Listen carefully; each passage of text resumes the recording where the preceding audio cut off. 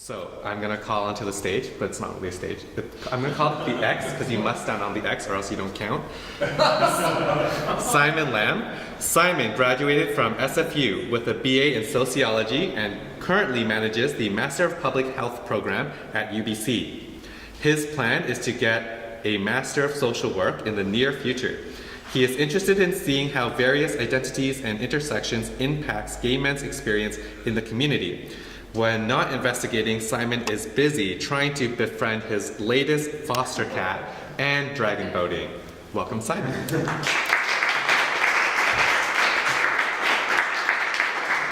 Thank you. So my topic is on cyberbullying. So first let's talk about a real-world example. So this is Tyler Clementi. He was an 18-year-old student at Rutgers University back in 2010. He had just came out to his family 3 days before he started school that year, and he was living with a roommate in a dorm at Rutgers. So on September 19th, he decided that he wanted the dorm room for himself that night by himself. His roommate agreed and went to his friend's place. And later that night, the roommate and the friend were curious what was going on, so they decided to spy on Tyler using the webcam in the roommate's computer. They saw that Tyler was making out with the guy, and they turned off the webcam a few seconds later. The roommate then decided to tweet this to all his followers on Twitter, basically outing Tyler to everyone. So 2 days later, Tyler again wanted the room for himself. The roommate agreed, went to his friend's place again, and this time he decided to tweet all his followers basically saying, "It's happening again, if you want to watch, let me know," basically implying that he would live stream his webcam. Tyler that night was quite paranoid, given that he did read his roommate's tweet earlier, so he decided to unplug the power strip that connected to the webcam and the computer, so nothing happened that night. Unfortunately, a day after, Tyler took a bus to the George Washington Bridge and he jumped off the bridge. So you can see here, cyberbullying does have quite severe impact and quite severe consequences, in this case leading to suicide, and does impact people quite a bit. So in terms of what is cyberbullying, so there isn't one concrete definition of what cyberbullying is, just because it does depend on technology, how it's used and how it's perceived, so that changes every day. But this is one of many. This is from the Oxford Dictionary. So it describes cyberbullying as the use of electronic communication to bully a person, typically by sending a message of a threatening or intimidating nature. So it could be through a Facebook post, it could be through Reddit comments, it could be through online gaming, through a headset, it could be through YouTube videos, so it could be lots of different things, and it can also be directly against the person, or also indirectly intimidating the person, like what happened to Tyler in this case. And we also know that there's high incidences of cyberbullying amongst LGBT youth and adults.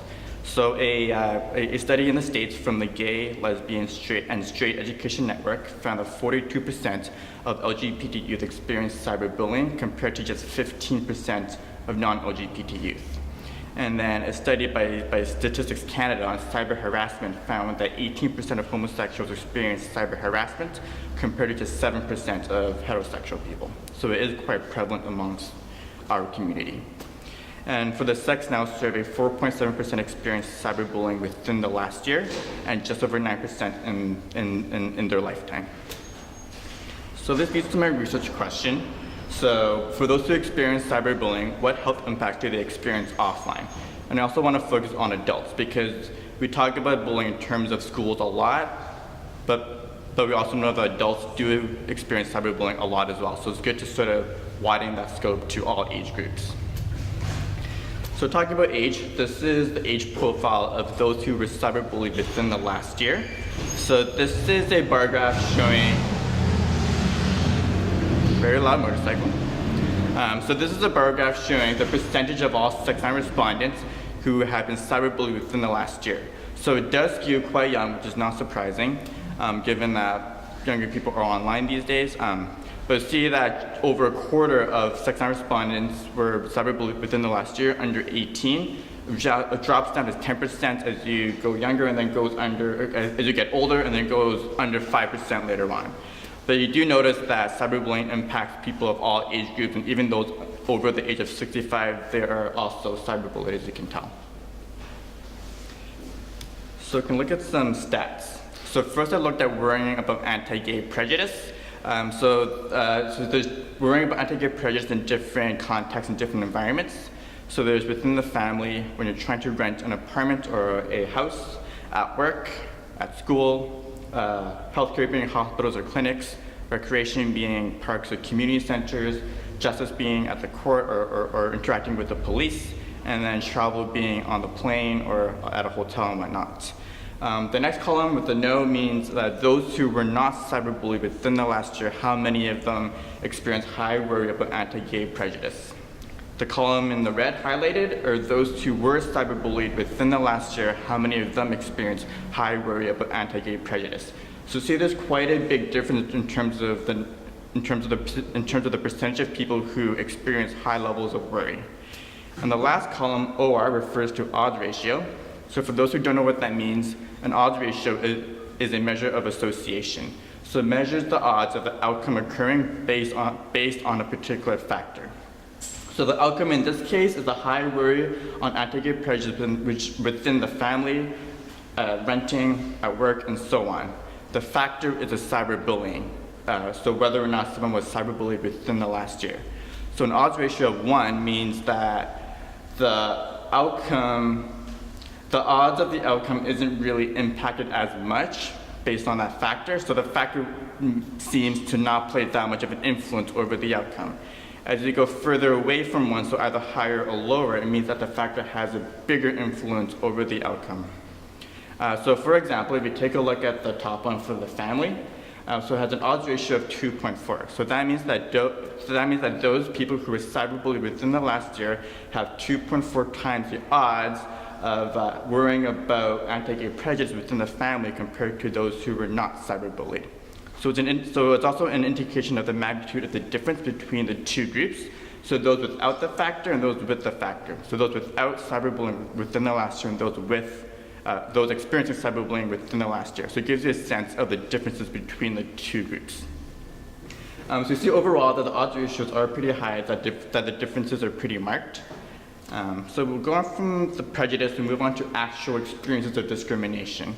So we see here instantly that the odds ratios are much higher, which means that the differences between the two groups are much greater. So it's the same environment, same context, but you'll notice that the odds ratios are higher. So for example, trying to rent an apartment or a house, those who were cyberbullied within the last year have 11 times the odds of experiencing anti-gay discrimination compared to those who were not cyberbullied within the last year. So it's quite a big difference, and those who have been cyberbullied within the last year have experienced higher rates of anti-gay discrimination. Okay, so looking at other impacts. So there's attempted suicide, excluded socially because of their sexuality, unwanted attention to their appearance, rumors about their sexuality, being called names, losing their career opportunity because of their sexuality, and also being abused by a sex partner. So in all these instances, those who were cyberbullied within the last year experienced higher rates of these negative health impacts, and because the odds ratios are quite high, so those who were cyberbullied within the last year, odds are the more they appear to experience these negative health outcomes. And even when you account for things like age, income, employment, sexual identity, gender, HIV status, and income, these differences are still quite big. So in conclusion, those who were cyberbullied within the last year, they experience higher rates of anti-gay worry and anti-gay discrimination. They also have higher rates of adverse health effects like attempting suicide and also being isolated socially. And possible reason for this is that those who were cyberbullied, they may have lower self-esteem and less self-confidence. They may internalize those negative messages from their online interactions. And they may also be placed into situations where those messages and those feelings are reinforced. So they may be less likely to want to reach out and to connect with other people and whatnot. So looking into the future, looking sort of some questions to think about. What types of cyberbullying exists? So is it just on Facebook posts? Is it through Reddit comments? Is it through online gaming?